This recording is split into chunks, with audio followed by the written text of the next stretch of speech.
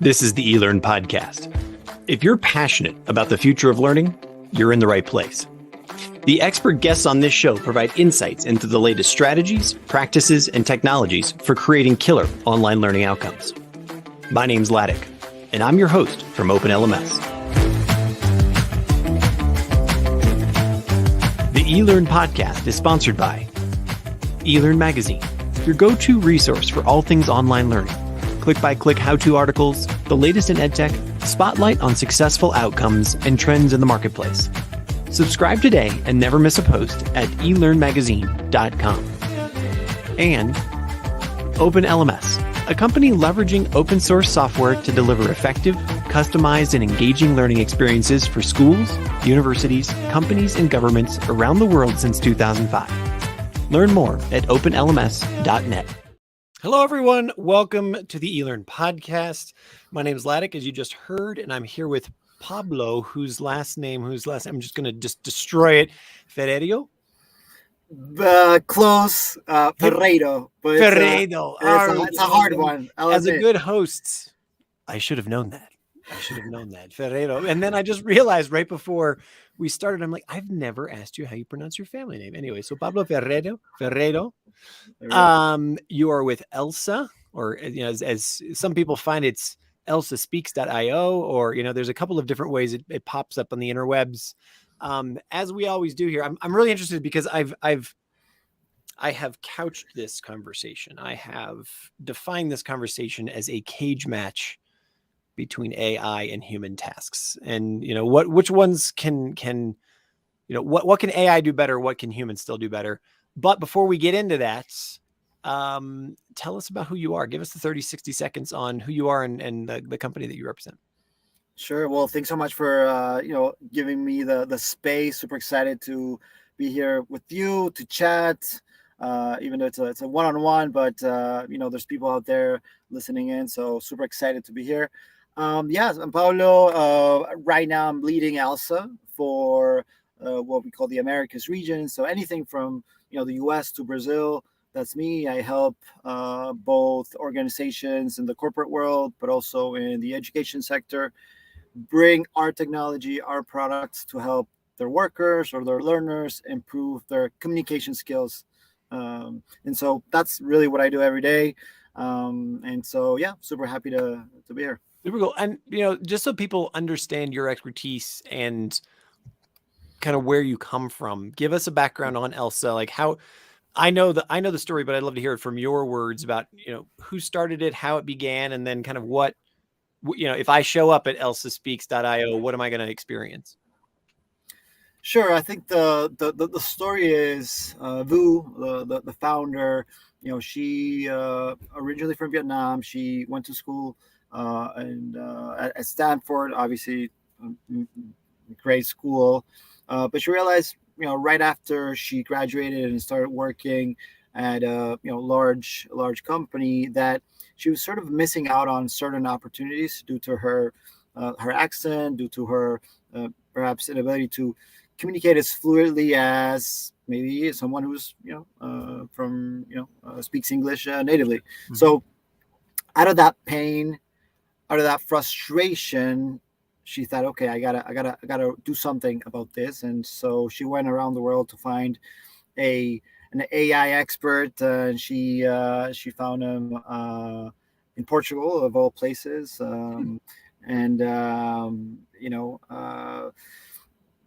found the right expert, and Xavier is his name, and he's got 100 peer-reviewed papers on AI, linguistics, and so together they built ELSA. It really first started as a B2C, right, a play, so just for consumers. So if you go to our app, you can download it in any app store or Play or Google Play, download it. And run an assessment on your English level, and then do a couple exercises to improve your communication skills. So that's sort of the background story on that. But yeah, here we are 9 years later. There's been a long journey, and I've been just part of it recently, about more than a year ago. But But yeah, still very, very fresh. Nice. So yeah. And so, we're here to talk about, again, that cage match between, there is a lot of excitement, still a lot of consternation, a lot of anxiety around, how AI is changing the space of education and learning for the good, for the bad, for the ugly, for the profound. So I want to just start right off the top there. So what tasks, in your opinion, can AI handle better than humans? Like where does and when we're talking about AI, we're talking about, I assume, large language models, or is there a different way that we should look at this, or is it a different definition that you're putting AI under? Sure. No, I think that that definition is okay. What I would say is we are an AI company, Mm-hmm. but we're still learning ourselves what the best use of our own technology is. Right? Where every day our product team is figuring that out. What assignments should a student be running? How can we help teachers be more efficient in the way they do lesson planning? So we, even as an AI company, we're still learning what AI is and can do. Um, I can give you maybe examples on real examples of how we found ways, both in the corporate world and the education sector, how AI can do a better job than human, and where the human still can do a better job than AI. So if we look at the corporate sector or the corporate world, we help companies run English assessments, Okay. candidates, right, Mm-hmm. applying for jobs. So we have a client that has 1 million candidates applying to their jobs every year. 1 million candidates. It's pretty, yeah, it's a big volume, right? Holy smokes. That is, I It's just want to pretty, like let that simmer out there sink for in. just a second. Like, how do I, like, I'm overwhelmed when I have like 6 people who apply for a job, like 1 million candidates. Okay, sure. Great. It's yeah, it's a little too much, and yeah, all these candidates are applying to jobs that require fluent English. Mm-hmm. So they of course need to make sure they have that fluency. Before they started working with us, what they did was have their recruiters basically grade the English level of these candidates. So you can imagine how slow that process would be. Not only slow, but Essentially, very variable, right? Like, because a human is going to have some rubric, but then depending upon the person and the listener and the situation, it's going to that you're going to have to get some considerable variability in those scores. 100%, 100%. We exactly, we're humans are not consistent because we have different biases. Mm-hmm. We're we have different skill sets. So 100%, that's a fact. And you know the issue with that is that you might be biased towards something good or something bad. So maybe you assume that the English level is not up to par when maybe it is, and you're missing out on an important candidate, right? Or a potential employee.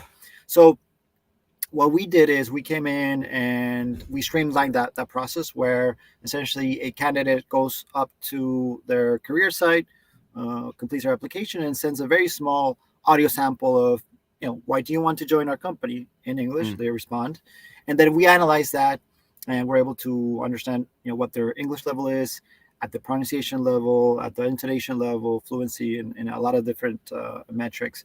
Is So that particular, for in that example, are they given a paragraph to read, or is it extemporaneous? They're basically making up their answer on the fly.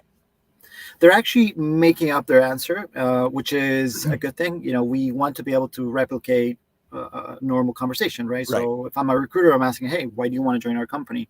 And that's what it is. In some cases, some companies just record the call and then get the feedback from the candidate right after that call, so they can run the test live in a conversation with a recruiter. So yeah, you can imagine how this can really help streamline a recruitment process, reduce costs, and even recognize some talent that perhaps before wasn't recognized due to some biases from humans, let's say.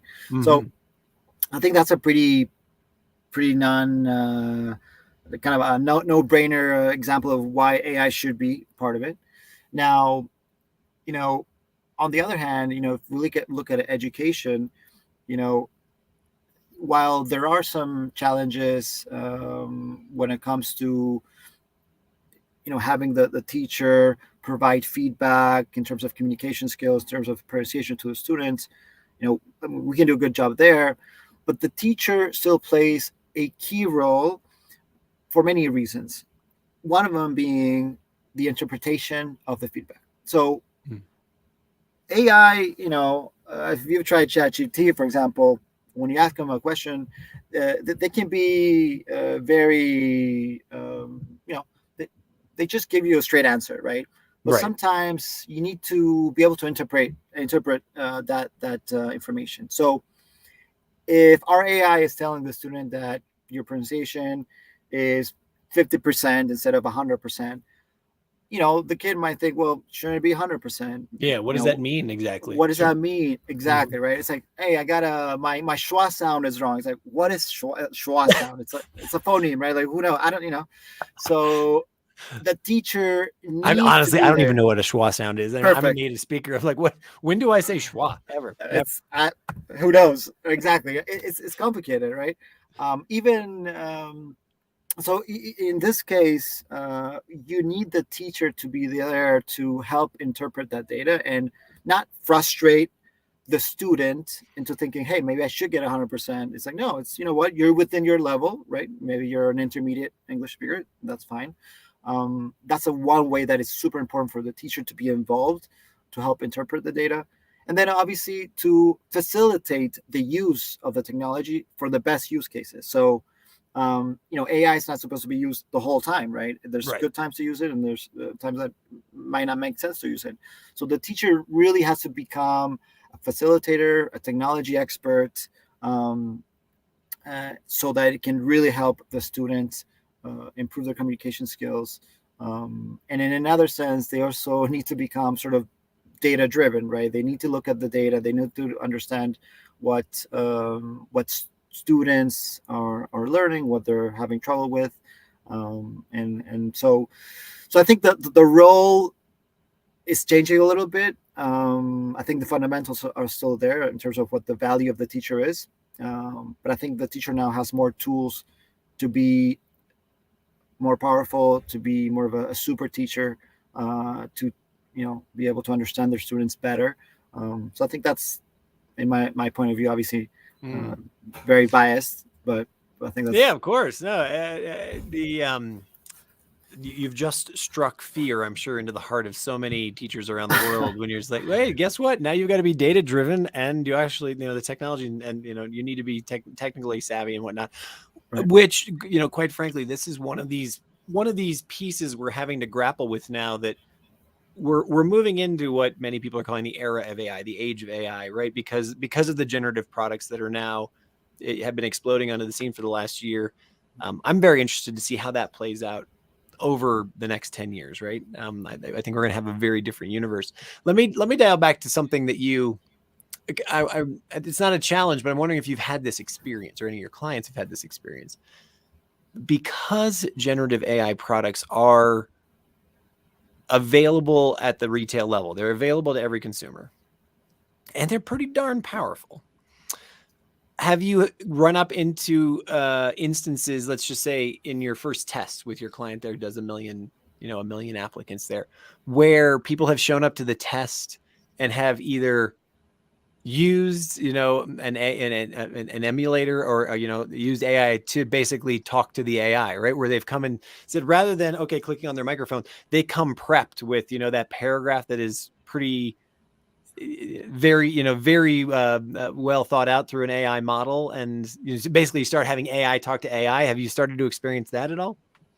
So in a sense, maybe a candidate I could go Exactly. I can go to, there's plenty of services out there where I can go and I can say a paragraph, and then, the AI model will take my voice, and then, I can then just sort of, hey, here's a beautiful paragraph, give me the audio for that. And then I'm going to record, I'm going to play that in. I'm just wondering, the only reason I asked that is because we've seen in our lives, my life, my wife's life, whatever, we've already started to see CVs, resumes becoming absolutely perfect, right? And the answers to typical interview questions becoming just spot on.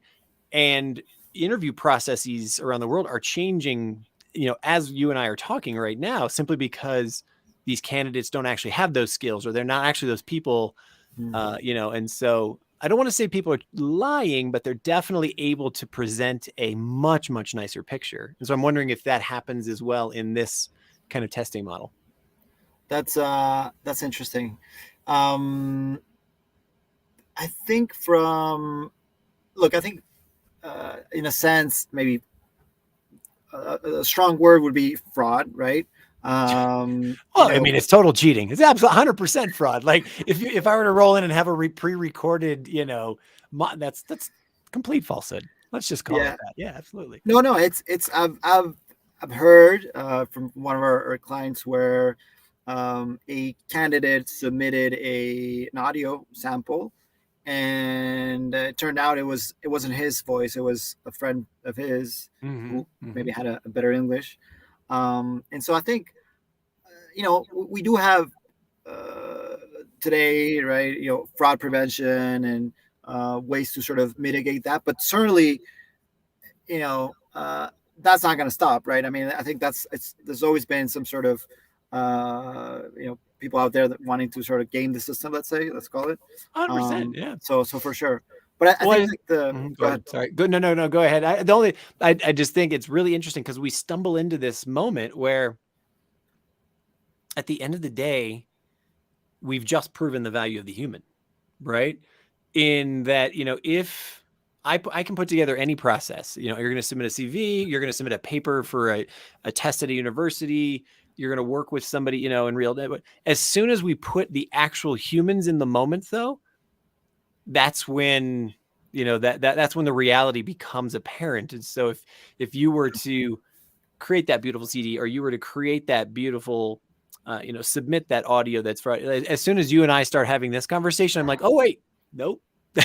That wasn't you, right? Or maybe I can ask one or two questions and I can realize, oh, you said you had that experience, but you don't really know what you're talking about, kind of thing. Yeah, no, I think what comes to mind is, I use ChatGPT, every day, Sure. trying to draft an email. But, it helps me speed up my day to day. But there's always two things that I need to do to make sure it's my voice and it's the best it can be. One is my input has to be good, right? So I have to make sure that whatever I ask it to do is very clear. But also the answers are usually not perfect. Maybe they sound too textbooky. It sounds too corporate. It's not too, it's not, so the tone is just, it seems fabricated, right? So that's the kind of work that needs to happen. You need to become an editor, right? You can't just ask for the answer and throw that answer back to maybe your customer, right? I've seen uses of ChatGPT where, I get an email and it clearly, shows that, they basically copy pasted the answer. And, I think that's okay. But if you do that, you lose your voice and you sort of become maybe commoditized, right? Man, that is you're speaking to my heart personally, like my belief system right here, where it's just like, yes, efficiencies are great, but at the end of the day, where is your personal, like, where's your personality, right? Like that's what makes, if you think of anyone famous, if you think of anyone that you respect or anything like that, there is something about their personality. There's something about how they present. There's something about how they put together their combination of skills that you attach yourself to. So yeah, I think that's just such a critical piece. Yeah. For sure, for sure. So yeah, I think it's knowing how to use the tool to your benefit is definitely a goal of the human, but I think it's yeah, just gotta make sure it's really serving you correctly. And I think that's where the ingenuity of the human comes into play.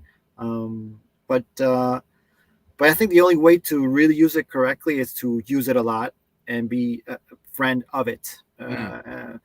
And I think that's the main challenge. Maybe for some folks out there that may be a little reluctant to try it because they're like, oh, it's going to replace me, so I'm not going to use it. I think it's more about just trying it out and see what it really can do and cannot do. But yeah, it's kind of my take on that. Yeah. We have a person who's Jenna Carraro has just given us a comment on LinkedIn there, and she's someone who's neurodiverse. I'm assuming she's talking about AI, really helps her to speed up her connections and cognitive processes for writing CVs, cover letters, etc. But those skills and beliefs are something that are a part of her, and then she does revise them, right? So it comes down to ethics. So like let's talk about that. Ethics right there. Like, for example, I'm going to put you on the spot here. I know it's kind of out of the blue, but does your company, Elsa, do you have a policy on the use of AI as an AI company? Like, is there a written policy that everybody can look at and say, here's when we use it, when we don't, here's how we use it in communications, here's what data we can put in? Do you have that, like a written statement? Yeah. So every client has sort of a different requirement. So when it comes to, and that's what we try to do, right? We don't dictate what our customers should or shouldn't do. We help them achieve what they want to do. So for example, in Europe, as data privacy laws are really strong, and so we adapt to that, right? In other cases, when we're talking about giving access to kids to our AI, there's some limitations in terms of how much content they can access. For example, making sure that if they are running a AI tutor conversation, that conversation doesn't lead to maybe the use of curse words and things like that. So we try to limit that. But honestly, we're still learning what that means, and I think the industry in general also. But I think at the end of the day, it's our clients choose what they want to do, and hopefully we're not doing something wrong when our clients ask us to do what they want. So I haven't faced any kind of ethical dilemma yet. Yeah. I'm actually kind of excited for that time to come to see what that means and what that is. But so far it hasn't really been like Sure. Yeah. 100%. Do you have, do each of your clients or the people that you work with, do you find that, for instance, their data use policy, is that different? Does it differ radically across each of the clients in terms of what you can put into an AI model and whatnot? Because as we all know, just want to say it out here, when you put something into ChatGPT or BART or whatever, it becomes a part of the system. It becomes and in some cases, somebody could write a question sometime in ChatGPT and be like, oh, wow, that's interesting. And they're getting your private data kind of thing. There's the famous Samsung issue where the developers put all of Samsung's proprietary code in there, right, to have it check it out. And now it's part of the public database. So have you found those data use policies to differ radically? Yeah, we basically have sort of two models there. So some clients don't want us to retain that data, so we don't retain it. Some other clients don't mind. And what do we do with that data? Well, first of all, we store it. It's anonymous, right? So we're not necessarily tracking per person, which is what we care about. Is actually just getting all these different audio recordings and using it to improve our algorithm, so that the next student that uses our pronunciation app gets a more accurate response. And that's really important for us, right? That's really our secret sauce is, we are the most accurate because we have 53 million users, every day using our app, improving our algorithm so that then their experience can be better. So the data is necessary. I mean, we need Mhm. that data so we can serve the customer. But again, some customers don't want us to retain that data, and that's fine. How much 53 million users a day tap into this thing and receive feedback about their pronunciation of the English language. This is something that I don't know how to ask this question. At what point does your model become perfect? You know what I mean? Like, does it really like continue to evolve and amalgamate every single day in some way? But I mean, I'm just thinking with 53 million users a day, there's got to be a point where you're like, you know what, this is pretty darn solid. Like, there's only so many ways to say English, to say the English language. All right. Believe it or not, it's a super hard problem to solve. Oh. Yes, 100% on that one. So I mean, it's super complicated, and while we are the forefront of it, I think there's still so much room to improve. I mean, today we have about 90% accuracy. So for every 10 words that speak on our app and get feedback on, probably one of those words will be misinterpreted. It won't understand what you said, right? And that's not that bad, but it can be, right? So even this morning I had this call with a corporate client wanting to bring our technology to their workers in India to help them improve their pronunciation, right? And they noticed that yes, 1 out of 10 words were being were not correctly given feedback to, right? So that's still a challenge, right? It's not perfect. So then I go back to the role of the teacher, whereas, well, they need to interpret, right? Also the response. So because again, our technology is not going to be perfect, maybe 9 out of 10, but once, one out of 10 times, it won't be correct. And so the teacher will have to have kind of a say there, right? But yeah, I think there's still a lot of room to grow. And yeah, that's I mean, that's what Elsa has been working on for almost 10 years. And I think it's Sure. gonna keep working on. So what are the, you just mentioned kind of one not objection, but maybe like, a flag or a pushback from a client. What other types of objections or questions, concerns, when you're out there trying to close a deal and you're saying, look, this is going to really improve your workflow, and this is going to, level up your workforce, really, like the educational component of leveling up your workforce is profound. What are the things that you get pushback on? Other than cost, obviously. Cost, of course, cost is always important.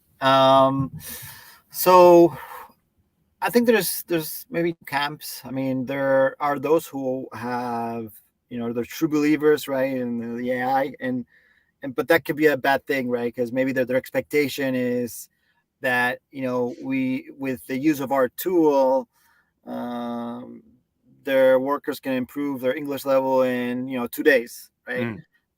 I mean, we can't do that, right? That's not, that's beyond the expectation that we can meet. And so there's an education around, okay, what it is that you can expect, right? So we say, for example, with 10 minutes a day with our solution, within a span of 3 months, you can improve 1 or 2 English levels, right? And that's that's realistic. But Yep. if they believe that they could maybe in 10 days with a couple of minutes a day that they would improve their English significantly, then that's not the case. So sometimes it's just about like lowering expectations. On the other hand, then there's like the ones that start off with maybe negativity, let's say. And my approach there is always to try not to react to that. Maybe it's more of a sales tip out there, for sales folks out there. It's not try to speak against what they're saying, right? But rather try to understand where they're coming from. For instance, this example that I mentioned, where there was a lot of focus on the 1 word out of 10 that we get wrong, instead of focusing on the 9 out of 10 that we get right. Mhm. So trying to explain, that we're not perfect and that you shouldn't expect us to be perfect, but that the alternative is way worse, right? Which means you cannot scale with only humans Mhm. the improvement of communication skills, right? So I think those are some of the ideas out there, but yeah, Well, there's yeah, and you just named like one of the misconceptions, sort of, hey, you've got this tool, and so I'm going to be able to radically get, better, faster, so much, so rapidly. I love how that also then just again raises that flag of, okay, look, we Duolingo as one of the world's most famous examples is like, hey, you can start learning a language there, but guess what? If you don't show up every day, if you don't do your hour every day, you're not going to take those steps forward. It's like any other skill. At the end of the day, we are still human, right? true. And so putting in the work it's a non-negotiable, right? It has to be done. So Yeah, it's we haven't gotten to the point where, like in the Matrix, you just put in a chip and then it. Not maybe, right? I mean, I feel like everything's possible. So, but we're not there yet. You still gotta, sweat a little bit and yeah, put in the work. We can't I solve just that don't yet. know what would that be like. You got Elon Musk's, mind, whatever All right. that company where they're plugging into your brain. Like, what would that be like if you could just like push a button and then suddenly, oh, hey, I now have Chinese as a fluency. That's great. Yeah, I have no idea what that flipping that switch might look like. It's crazy. Talk to me like sort of kind of bringing us back full circle. Like, so where do you see things going over the next, let's just say near term, 18, 16 months, 24 months around that interface between the L&D department and the HR department using a tool like Elsa?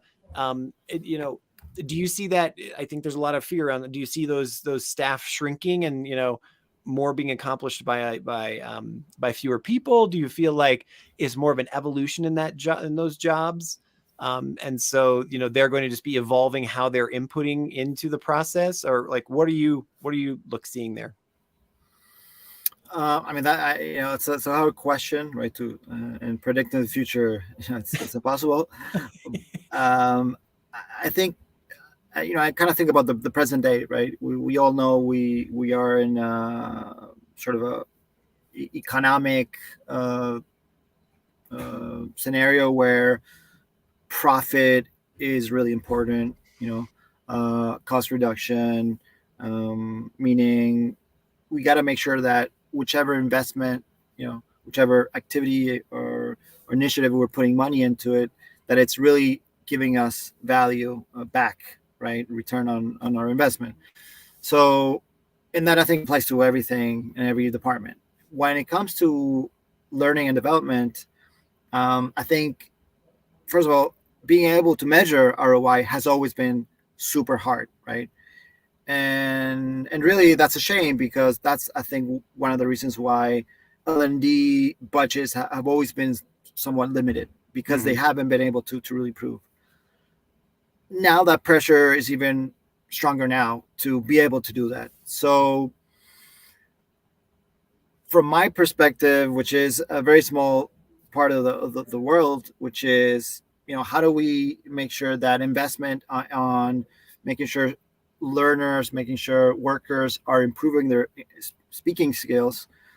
Well, what we do is we're constantly measuring everything. So if you're a worker running you're talking to or speaking to your AI tutor, well, we assess that in every other activity that you have. So we know exactly what your English level is today, and we know at every single activity that you run how it improves.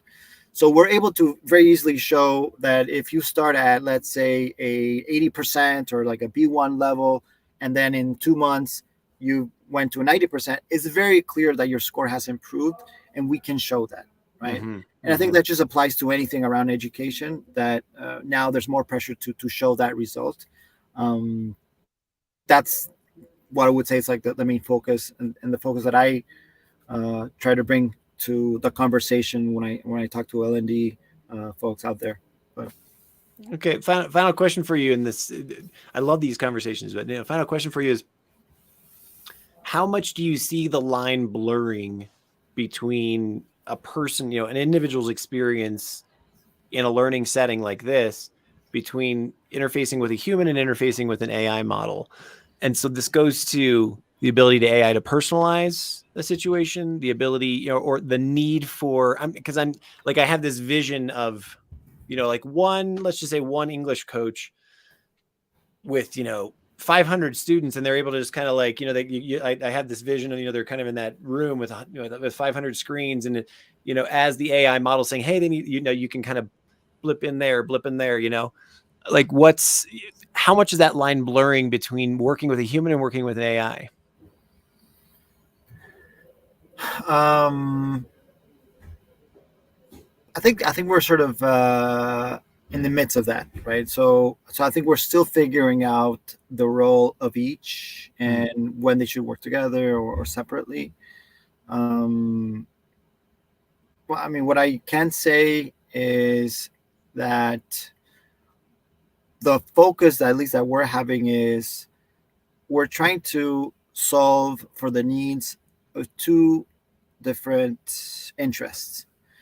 On one hand, we want to help the individual, right? We want to help with their deficiencies when it comes to speaking skills, but we also want to be able to help accomplish the goals of the organization, what they care about. So, in a simple example, if we have a project manager from India running international projects in English, well, what does he care or she care about? Well, we would need to be able to recommend certain contents just for him or for her and based on his or her deficiencies. And that's something our technology can do. It can just detect what your issues are and then recommend certain content just for you. And it's also auto-generated. So the content gets generated just for you, for your needs. But on the other hand, the company cares about the project manager being able to speak very clearly when it comes to the job role. So maybe having a meeting where the project manager presents the status report of that meeting. Well, that's very specific and it's job, it's job relevant, right? So we would be needing to provide content that's related to that job. So when you meet both of those needs, you're improving the individual needs of every single person, but at the same time, you're adding content and skill related to the job that they have to do every day. Then that becomes very tactical, right? Because from our perspective, we're not teaching general English, right? We don't necessarily care about teaching, Shakespeare, right? What we need to do is make sure that if you need a specific lingo, if you have a very specific job, that you can do that job very well in English, right? And that's how we can actually improve in a short time, right? When you have a very specific use of English, right? And so that's sort of our approach to really make sure that workers are improving their English skills where they need to, right? And not just sort of a generalistic approach, which yields to kind of poor results. Nice. Yeah. So I love that, Bill. So it's like you're inserting at the moment or where, both with specific language, with specific need in specific moments, it's that learning in the flow of work kind of thing and whatnot. Excellent. Indeed. Cool. For sure. Pablo, I can't thank you enough for taking time out of your busy day to talk with us about ELSA, about, when AI is appropriate, when we still need humans, and just taking on the challenge of this complex conversation. If somebody wants to talk to you more, how do they get a hold of you? They can reach out via LinkedIn. You can find me there, just Pablo Ferreiro, and I'm sure you'll find me as leading ELSA for the Americas, and I could share my email later also on the comments on the LinkedIn post. But yeah, thank you so much, Ladek, for the opportunity. It was a fun chat. I hope everyone enjoyed it as well. So yeah, thank you so much. Super cool. Thank you much. Have a great day.